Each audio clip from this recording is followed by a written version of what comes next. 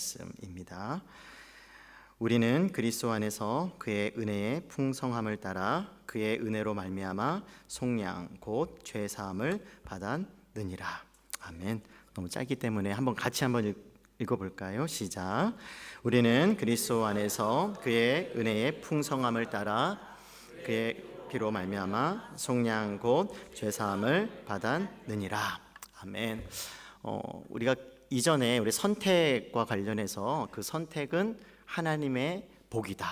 그래서 이 세상에 우리가 부르는 그 수많은 복들이 있는데 이 땅에 속한 것이 아니라 하늘에 속한, 하나님께 속한, 또 하늘로부터 이 땅 가운데 내려오는 그런 영역의, 그런 또 성격의 복이 있다. 그 중에 하나, 또 먼저 에베소서 1장 3절에서 14절까지에 나타나는 이 찬양 속에서 우리에게 먼저 주어지는 그 선택의 복에 관한 내용을 함께 다뤘습니다. 오늘은 좀 그 다음 순서의 그 내용, 또 7절의 말씀을 보게 되면 그 중에 한 가지가 구속의 복이라고 하는 것이 있다는 것을 우리에게 보여주고 있죠.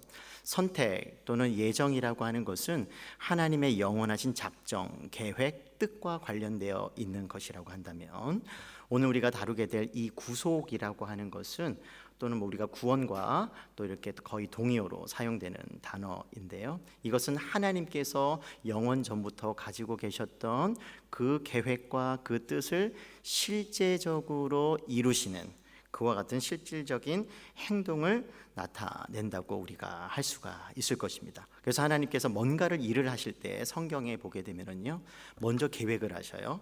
그리고 때가 되면 또 하나님의 때에 하나님의 뜻을 따라서 그 뜻을 실행해 가시는데, 구원과 관련해서도 먼저 선택하고 예정하신 후에 실질적으로 때가 되어서 구속을 이루시는 그런 방식을 취하시는 것을 볼 수가 있습니다. 그렇다면 먼저 오늘 우리가 살펴보게 될 이 구속의 복이 무엇인가라고 하는 부분이죠. 여기서 눈에 띄는 단어가 있는데 속량이라고 하는 말씀이죠. 속량 곧 죄사함을 받았느니라 할 때 그 속량, 이것은 한자어인데요, 혹시 이 단어를 좀 알고 계십니까? 우리 약속의 나라든지 우리 아이들이 좀 어려워하는 용어 중에 한 가지입니다. 그러나 하나님의 그 구원과 관련해서 우리가 꼭 알아두어야 하는 그 필수적인 또 단어이기도 하는데요, 제가 그래서 좀 이해를 돕기 위해서 국어 사전을 한번 찾아보았습니다. 이렇게 기록되어 있었습니다. 몸값을 받고 노비의 신분을 풀어주어서 양민이 되게 하던 일이라고, 과거에 조선 시대와 같은 그런 노비, 어떤 그런 문화적인 그런 제도가 있었던, 노예 제도가 있었던 그때 사용되었던 용어이죠. 근데 이 말은 조선 시대뿐만 아니라 에베소 교인들이 속해 있었던 그 그리스 로마 그 시대 속에서도 이와 같은 노예 제도가 있었다는 것을 우리가 알 수가 있는데요, 그것이 이제 반영이 되는 거죠. 그러니까 전쟁 포로나 아니면 이런 노예를 어떤 이 몸값을 주고 지불하고 값을 치르고 이렇게 사는 것, 그것을 구속하는 것 또는 해방시켜 주는 것, 이럴 때 사용하는 용어가 속량이라고 하는 단어죠. 속자가 우리가 구원하다라는 부분과 연결시킬 수가 있고요, 량자는 또 돈과 관련된, 어떤 값과 관련된 그런 한자어라고 우리가 볼 수가 있겠죠. 그래서 간단히 말씀을 드리면 이 구속이라고 하는 단어는, 간단히 말씀드리면 해방을 뜻한다. 뭔가 값을 지불하고 치르고 그 해방을 뜻하는데요, 자유롭게 하는 것을 우리에게 나타내는, 그런 알려주는 단어다 라고 말씀을 할 수가 있을 것입니다. 그렇다면 누구의 노예 또 포로에 있었는지 중요하겠죠. 단순히 이것이 영적인 의미로 사용되었을 때는 속량 다음에 이런 말씀이 이어지고 있습니다. 곧 죄사함을 받았느니라. 그러니까 속량이라는 단어와 죄사함이라고 하는 단어가 같다, 그것을 설명해 준다, 이렇게 볼 수가 있는 거죠. 간단히 말씀드리면 하나님의 구속의 복을 받기 이전에 어떤 상태였다는 거예요? 누구의 노예였다는 거예요? 죄의 노예였다는 것이죠. 죄에 속해 있었다는 것이에요. 그런데 하나님께서 영원 전에 죄 가운데 있었고 죄에 속해 있었던 그런 종류의 죄의 포로요 노예였던 그 사람들을 값을 지불하고 해방시켜주는 일을 실제적으로 이루시는 것, 이것이 속량이다, 이렇게 말할 수가 있는 것이죠. 그래서 에베소서 2장 1절 이제 나중에 보게 되면은요, 죄로 인해 사람들은 이미 죽음에 잡혀 있었다, 그렇게 말씀을 하고 있습니다. 그래서 결국 하나님의 구속의 복을 받는다는 것은 죄와 죽음에서 해방되는 것, 좀 더 나아가서 단순히 해방만 받는 것이 아니라 새로운 생명을 얻는 것, 그것을 포함하는 단어인 것입니다.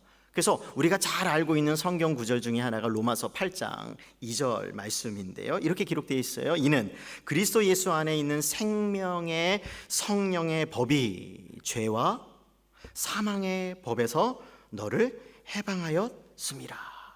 그러니까 원래 하나님께 우리가 구원 구속을 받기 이전에 죄와 어디에 속해 있었다는 거예요? 사망의 법, 그 지배를 받고 있었다. 그런데 하나님께서 그 속에서 소굴에서 우리를 자유롭게 해주셨다. 이것이 구속이라는 말씀이라는 것이죠. 그래서 1절에 보니까 이런 자들에게는, 그리스도 예수 안에 있는 자에게는 결코 정죄함이 없다. 더 이상 그 어떤 누구도 정죄할 수 없는 새로운 신분, 그런 상태의 변화가 일어났다는 것을 우리에게 말씀해 주고 있습니다. 그렇다면 하나님께서 두 번째로 어떻게 그러면 구속하셨을까요? 성경은 이렇게 말씀을 하고 있어요.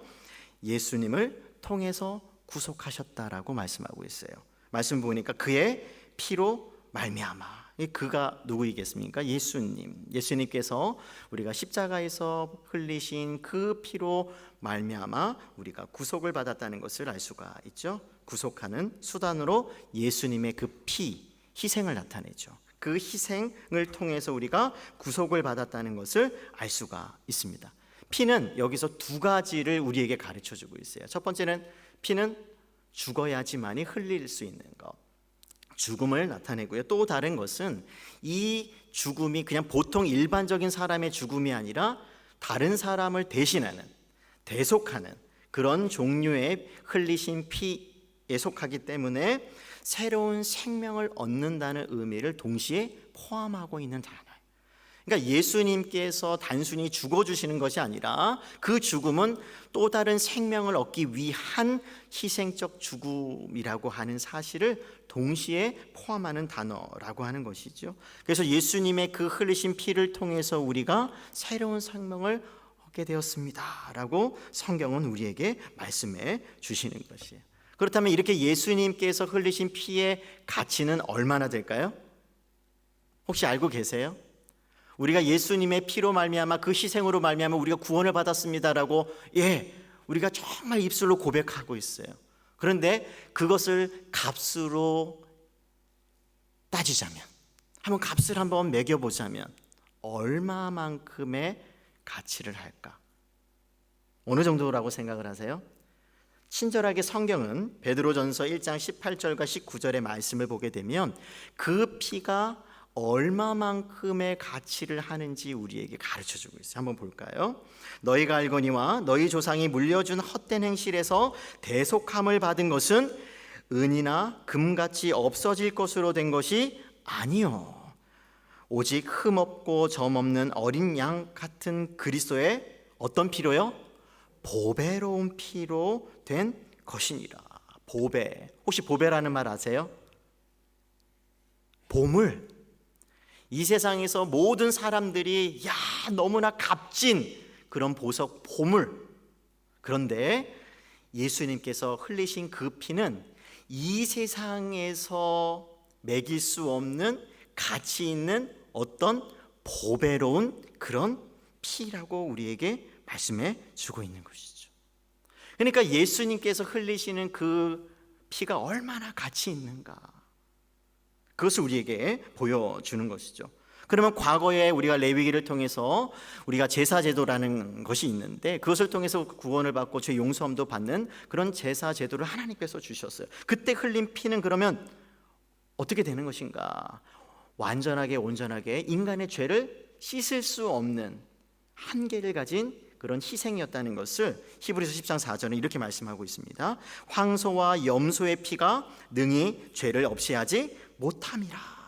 그러니까 과거에 수없이 많이 흘렸던 그 다른 그런 제물의 피는 일시적이고 한계적이었다. 하지만 예수님께서 흘리신 그 보배로운 피는 어떤 피일까요? 아무런 제한도 없는 영원한 한 번의 제사로 모든 사람들이 그 예수님께 구원을 받을 수 있는 그런 가치 있는 피라고 하는 것을 우리에게 보여주고 있는 말씀이시죠. 그러면 그 구속이 얼마나 풍부한지 성경은 이렇게 표현하고 있습니다. 그의 은혜의 풍성함을 따라 죄사함을 받았다고 말씀하고 있어요. 여기서 풍부하다라는 말을 한번 집중해서 한번 살펴보셔야 돼요. 왜냐하면 예수님의 그 무한한 은혜가 그 피 흘림 속에 담겨져 있다는 것이죠. 은혜가 풍성하지 않으면 조금밖에 없으면 그잖아요. 나눠줄 수가 없는 것이에요. 많이 있기 때문에 풍성하게 나눠주는 거죠. 나눠도 끝없는 그 은혜가 예수님께서 흘리신 그 피 흘림 속에, 그 구속의 은혜 속에 담겨져 있다는 말씀인 것이에요. 그래서 제가 이 1장 7절의 말씀 하나 가지고 나누는 이유가 거기 있는 것이에요. 작은 한 구절이지만 그 한 단어들이 얼마나 이 성경 전체 안에서 그 풍성한 의미를 담고 있는지 이 짧은 시간에 함께 나누는 것이에요. 그냥 그 예수님의 그 보배로운 그 피 흘리심, 그 은혜가 풍성하다. 그래서 가진 것만큼 최대치로 줄 수 있는 것이거든요. 예수님의 피가, 예수님께서 흘리신 그 피로 말미암아 우리에게 나타나 보여주시는 그 은혜가 그렇게 풍성하다는 것이에요. 그래서 우리는 예전에 과거에만 그냥 잠깐 받아 누리는 그런 종류의 은혜, 거기서 멈추는 그 은혜가 아니라는, 그런 제한적인 은혜가 아니라는 것이, 예수님께서 우리에게 주시는 은혜는 주어도 멈추지 않고 끊기지 않는, 계속해서 흘러나오는 샘물과도 같은 그런 종류의 은혜라는 것이, 그 은혜를 우리에게 주시는 것이. 그래서 오늘도 우리는 그 은혜 때문에 과거에 살았고 지금도 살고 앞으로도 살아가는 것이. 그래서는 우리는 찬양의 고백처럼 은혜 아니면 한순간도 살아갈 수 없는 그런 존재인 것이죠. 그렇다면 이런 풍성한 은혜를 받은 우리가 어떻게 살아야 할까? 세 번째로 우리가 생각해 볼 것인데요, 어떻게 살아야 될까요? 먼저 생각을 바꿔야 됩니다. 어떤 생각일까요? 우리가 누구됨을, 아까 이 구속이 어디서 받았다는 거예요? 죄와 사망의 그런 죄악의 어떤 그 속박에서 우리가 해방되었다면, 그 죄와 사망의 종이었었는데, 노예였었는데 이제 자유롭게 되었다면 이제는 우리의 신분은 누구냐는 것이죠. 그냥 자유민, 거기서 멈추지 않고 성경은 우리를 가리켜서 하나님의 종이라고 말씀하고 있는 것이죠. 고린도전서 7장 23절에 이렇게 말씀하고 있습니다. 너희는 값으로 사신 것이니 사람들의 종이 되지 말라, 이런 말씀하고 있어요. 그리고 사도 바울과 같은 그런 신앙의 위인들, 하나님의 사람들은 하나님의 종됨을 그렇게 자랑스럽게 마음껏 표현하고 있는 것을 우리는 쉽게 성경을 통해서 볼 수가 있어요. 하나님의 종, 그러니까 이제 죄의 종이 아니라 이제는 우리는 하나님의 종이 되었다라고 하는 것이죠. 과거의 종의 세계에서요, 주인이 누구인지에 따라서 혹시 그 어깨에 힘이 들어가는 정도가 다른 거 아세요? 예를 들면 이런 것이죠. 사회적인 지위가 높은 그런 주인의 종은요, 그 종들의 세계에서요 조금 급이 높다고 이렇게 볼 수가 있어요. 왕의 종을 한번 생각해 보세요. 특별히 그 왕이 신뢰하고, 그렇잖아요, 정말 믿고 맡길 수 있는 종이지만, 그런 종을 한번 생각해 보세요. 종들 중에서도 그런 좀 급이 다른, 그렇죠? 그런 종들이 있다는 거죠. 세상에서도 그런 거예요. 그렇잖아요.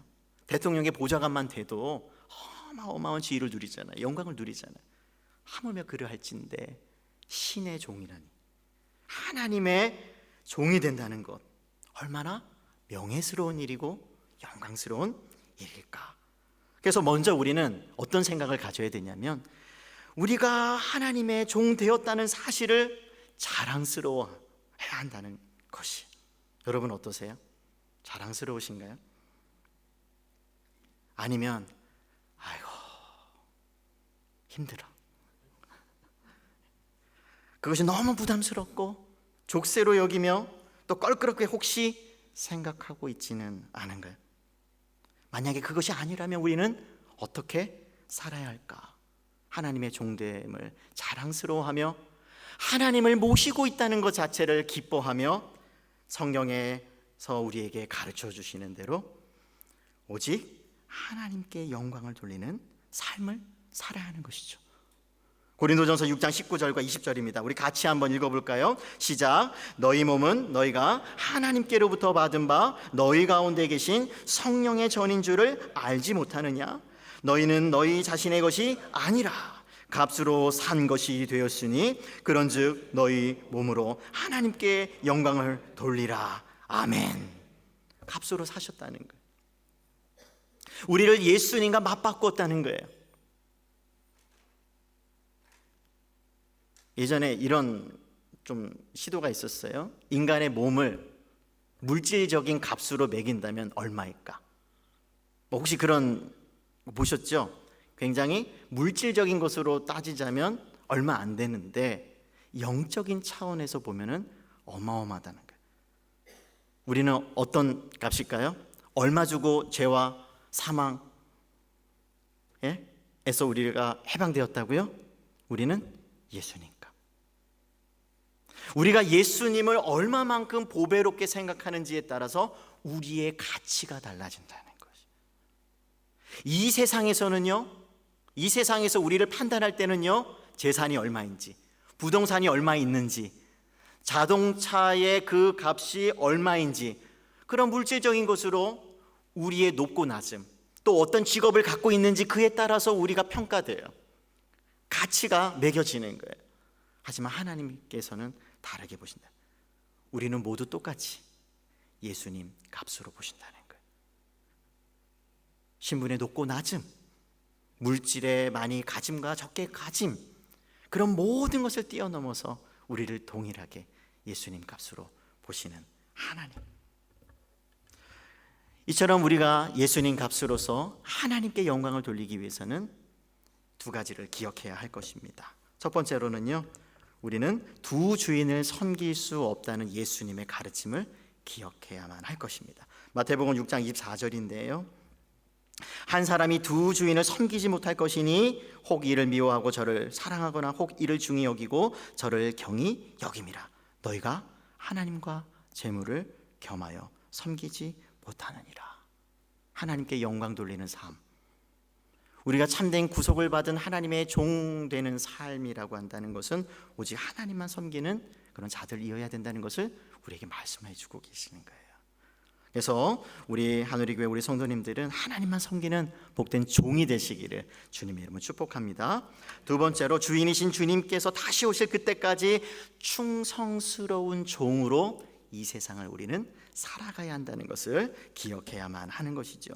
마태복음 24장 44절과 46절 말씀에 보게 되면, 이러므로 너희도 준비하고 있으라. 생각하지 않은 때에 인자가 오리라.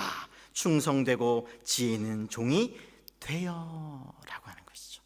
충성이라는 말, 시종 일관, 끊임없이 끝까지 변하지 않는 그런 특성을 가지는 종, 어떠한 상황 속에서도 우리의 종됨을 자랑스럽게 여기며 우리에게 맡겨주신 그 사명을 끝까지 이루어가는 충성스러운 종이 되기를 하나님께서 요구하신다는 사실이에요.